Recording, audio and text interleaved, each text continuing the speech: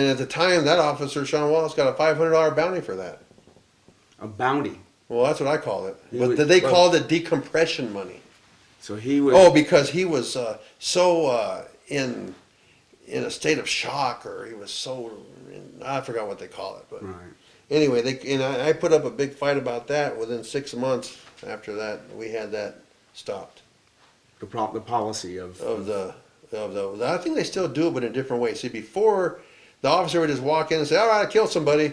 Give me my $500." Right. With no receipts, with no caring of where he spent the money. He could have went, and bought a new refrigerator, or went and bought a keg of beer and had a party, And no determination whether this was a necessary or unnecessary, because certainly you could see that officer involved shooting where it was absolutely necessary, and there are times that happens, and the officer, of course, is required to use the least, dangerous method to because the goal is apprehension, not judgment and execution.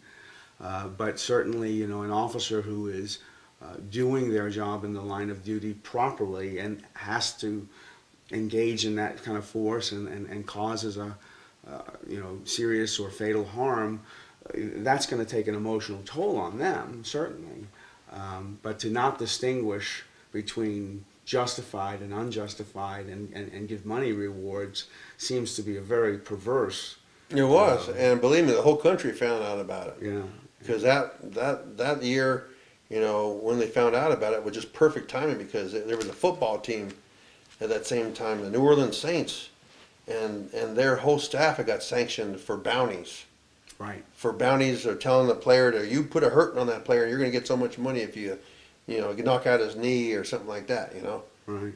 And it was all in people's minds, who paid attention to football or whatever, So when I put that word bounty out, man, all of a sudden New York Times is calling me, LA Times is doing, stories on it, Mayor's over here, under the wrath of the press, saying, "What is this? What are you doing a bounty for?" "Well, it's not a bounty, it's decompression money."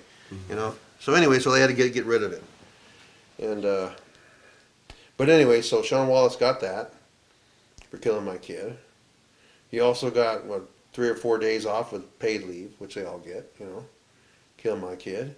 And he's still in the force. He's still in the force. And he couldn't pass, that's what my lawyer told me, he couldn't pass the sergeant's test. But according to APD rules, the union rules, is that even if you don't pass a test, if you're employed with the force for a certain amount of time, you get automatically promoted to sergeant. Even without ever, not letting them take it over and over until they pass, just assuming that Right. the experience is enough. That's what I heard. I may not know the whole details, but all I know is he's a sergeant right now. Wow. So in other words, instead of, being scrutinized and taken off the force, he's got a raise, got a bounty, got time off with pay. Promotion. And a promotion. Yeah, for it. And he cost the city, what my settlement was.